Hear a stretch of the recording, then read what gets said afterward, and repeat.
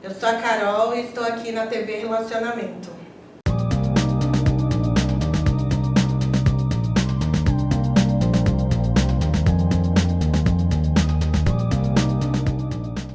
Olá, internautas, iniciamos mais um programa Gestão Executiva.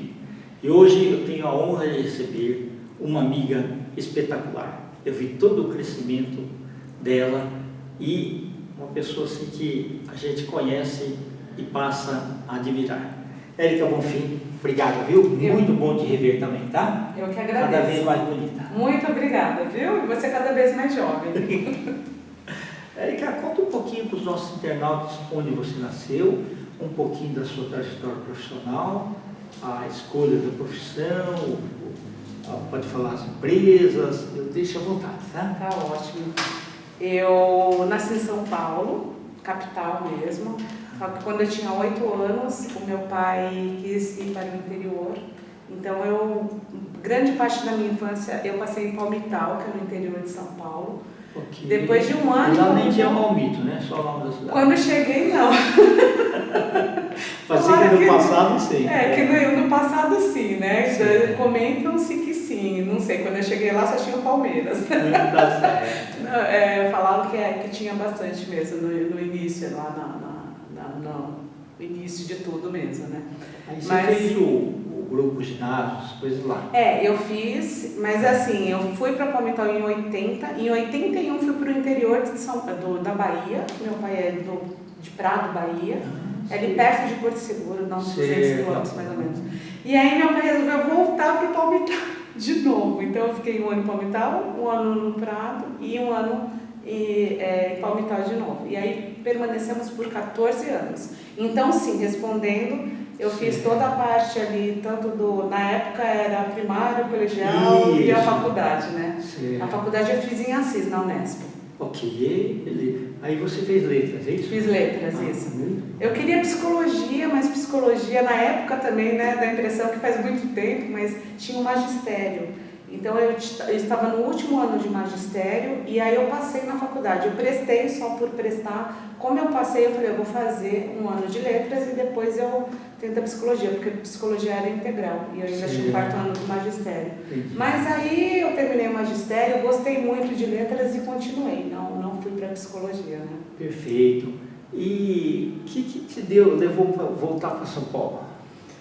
Então, depois que eu fiz faculdade, minha irmã também, minha irmã fez Direito em Marília, eu Letras em Assis, e aí o mercado de trabalho, né, Kendi? Ok, verdade. O interior é bom, a gente aproveitou o máximo, eu fiz muitas coisas que talvez se estivesse em São Paulo não teria oportunidade de fazer, fiz arte culinária, fiz capoeira, fiz vôlei, fiz até tocar na bandinha, né? Eu comecei a fazer aula de sax para tocar na bandinha municipal. Não cheguei a tocar, mas fiz aula de... Se divertiu bastante. Bastante. Então, muita coisa deu para fazer lá. Só que quando chegou no momento do mercado de trabalho, já é mais difícil. Aí meu pai resolveu voltar para São Paulo.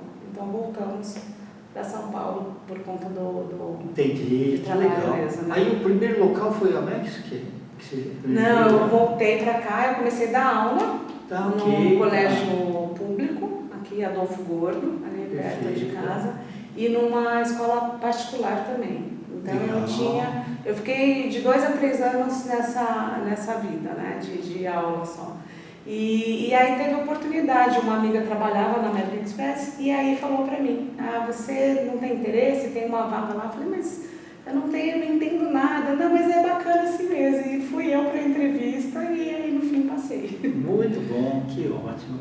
Mas aquela parte de atendimento a clientes, ela tinha uma dinâmica muito bacana, né? Uma energia boa e foi uma coisa bacana. É o que eu falo, o que eu aprendi ali é para a vida, é uma escola para a vida, para você ter ali o cliente no teu DNA mesmo. Perfeito. E o mais interessante é uma coisa que todo mundo fala assim, vai atrás dos seus sonhos, mas eu entrei na Max dessa forma, mas tinha eu ia dar aula e tal, e eu via um fretado que passava sempre na rua de baixo. Aí eu falava assim, eu não sabia para onde ia, mas eu falava assim, um dia eu vou entrar naquele fretado, um dia eu vou. E qual que era o fretado que levava para o centro empresarial? Era aquele. Puxa, que interessante. Então é muito bacana. Parece que estava almejando e as energias fizeram. Contribuíram para que aquilo né? acontecesse, Perfeito. né?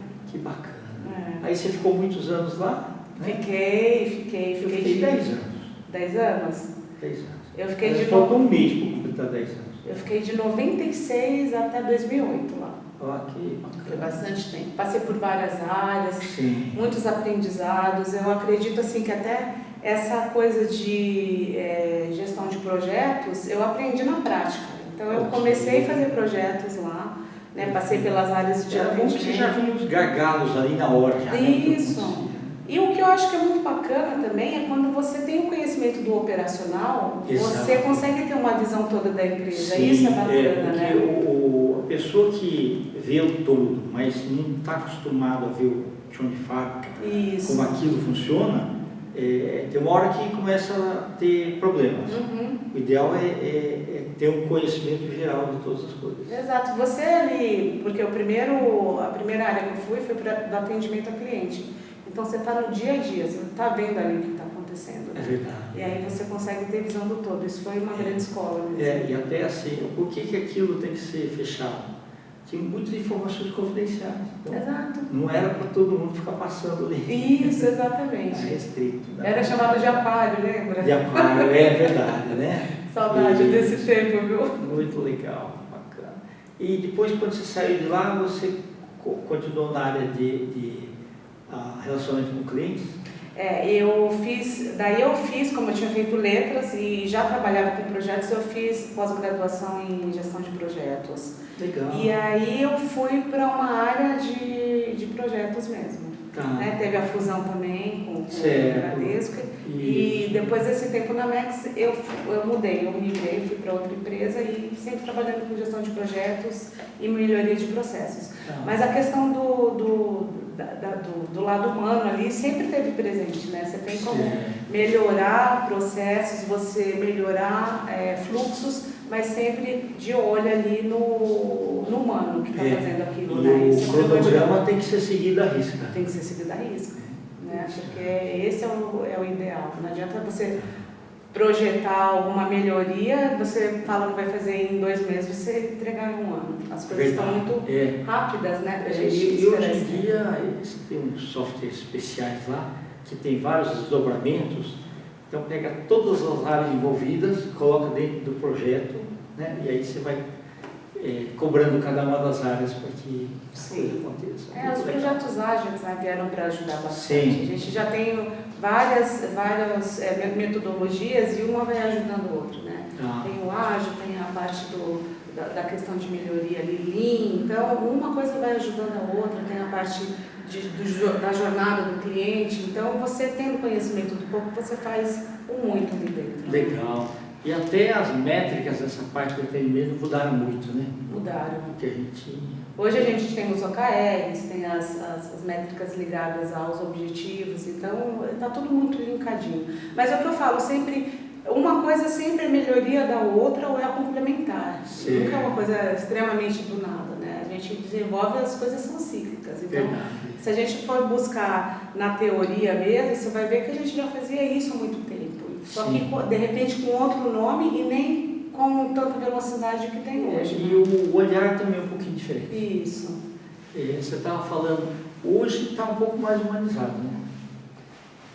Sim e não, né? Não, do ponto de vista de cobrar os prazos e não sei o que, não.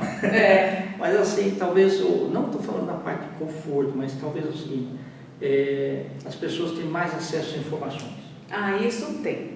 Isso tem, mas o que é um contraponto, né? Eu acho que as coisas são assim, a gente tem muito acesso à informação, mas se uma informação, até no livro que eu fui coautora, eu falo isso, Nós vamos falar. infoxicação, porque a gente tem tanta informação, se a gente não coloca essa informação em prática, não vira conhecimento. Então, informação por informação, sem ter o conhecimento, sem colocar em prática, acaba se perdendo. A gente tem muitas informações vindo, mas a gente precisa saber usá-las e fazer de forma que você torne isso prático no dia a dia, né? Legal.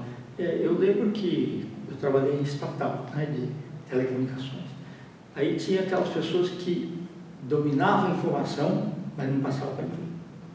E aí você tentava, aí eu peguei um dia, tinha uns 3 coordenados assim, falei, olha, escuta assim, vocês não querem sair de férias? Lógico que eu quero. Desse jeito não dá. Tem como. Não, mas se eu passar depois um dia, não. Eu falo assim, conhecimento é igual o costume de vaca. Você deixa lá no pasto, lá só, não faz nada, mas se você utilizar aquilo lá para adubo, exatamente. é o que vai propagar, fazer, eu quero te dar qualidade de vida. Você quer sair um determinado mês ali e tal, não sei o quê, você sai tranquilo, o outro te cobre. Senão fica aquele negócio, vai ficar tudo engavetado um mês ali, até você... Vai parar tudo vai porque parar ele entrou tudo. de férias, não tem como, né? Então, hoje, é que antes falava assim, o especialista, né? Hoje, quanto mais generalista você for, melhor.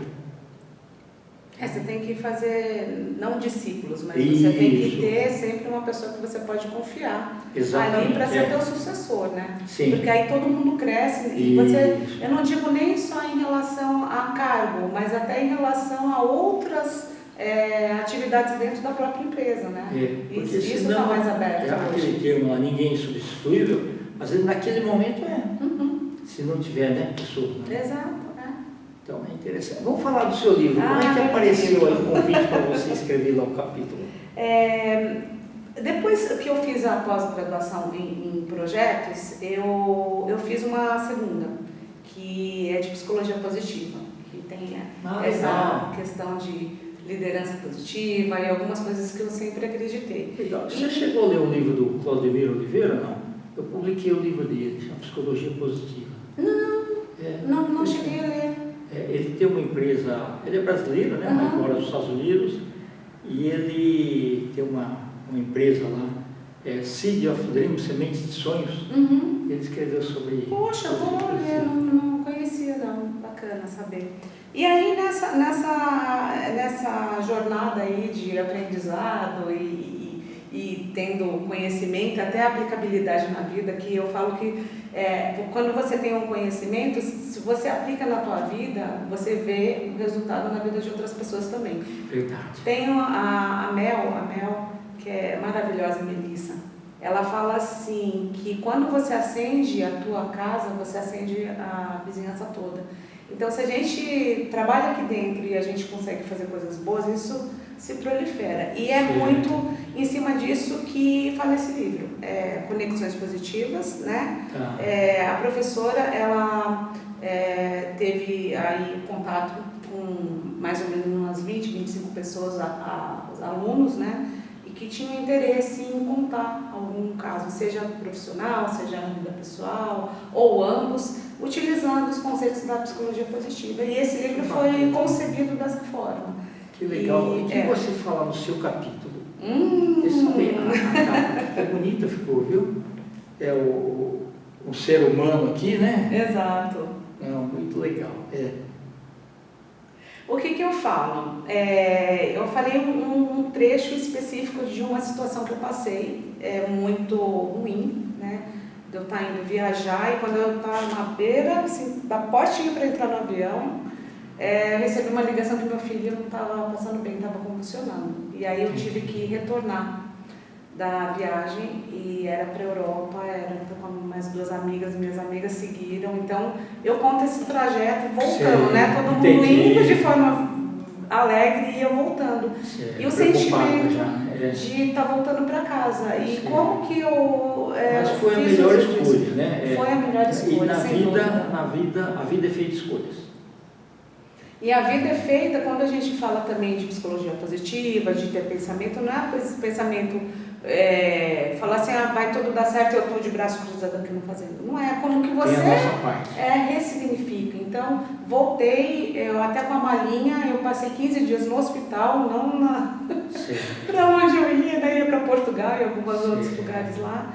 Mas assim, e dali para frente, chegou a pandemia, depois de um tempo. Então, eu usei fatos do dia a dia, não usei só em relação ao trabalho, mas em relação a como que eu ressignifiquei essas situações todas com algumas das coisas que eu aprendi. Então, tá bem leve. É importante porque tem variáveis que a gente não controla. Não controla, Pandemia é uma delas. Exatamente. E a maioria das coisas da nossa vida é dessa forma. Se a gente não tem controle, não adianta a gente ficar culpando o universo ou ficar se culpando. Né? Sim, a gente precisa aprender a lidar e pronto. Né? Não tem fórmula mágica. Mas se a gente tiver uma forma mais amena, mais leve de lidar com essas circunstâncias, a gente acaba tendo mais benefícios aí, né? Muito bom. É mais ou menos sobre isso que eu falo. Tá. E você pretende um dia escrever algum livro solo, alguma coisa? Sim, eu tenho interesse. Aí publica pela editora Laços. Com certeza, já está aqui, ó, a promessa feita, o convite feito, agradeço. Perfeito. Vamos escrever um livro aí da editora, viu? É que nós estamos em instantes finais, eu queria que você deixasse uma mensagem para os internautas, tá? E os seus contatos também. Ah, tá certo. Bom, aqui, antes de mais nada, agradecer aqui o contato. Obrigado. E se eu for deixar uma mensagem, o relacionamento sadio, né? E isso que faz a gente viver bem. Faz muitos anos que eu não vejo o Kendi. A gente trabalhou na Max no período ali. Eu acho que eu fiquei até 99. E eu entrei em 96. Então, 3 anos. Os relacionamentos sadios, as amizades verdadeiras perduram. Hoje eu estou aqui, fui convidada pelo Kendi, então é um sinônimo de que quando a gente tem relacionamentos bons, sadios, isso perdura e isso faz a gente mudar a vida das outras pessoas também. Verdade. Né? Esse simples bate-papo aqui de 20 minutos, com certeza vai levar alguma coisa para alguém. Vai tocar alguém de alguma forma, né? Perfeito, tá bom. Bom, meus contatos é Érica Bonfim. Perfeito. Sabe, sim. Né? E aí eu fico à disposição para o que vocês... As redes sociais estão aqui estão também. Aqui também. Tá. Eu sou mentora também, faço parte de coach, então muito voltada para a liderança positiva e se vocês precisarem, eu estou à disposição. Maravilha, viu? Muito obrigado. Eu que agradeço. Muito e esse livro é teu, ó. Tá ok. Obrigado. Passar as mãos aí aqui. Você autografa daqui a pouco para mim. Tá bom, combinado. Tá ótimo. Internautas, com os agradecimentos então a essa talentosa profissional, Érica Bonfim, nós finalizamos mais um Gestão Executiva. Um grande abraço e até a próxima.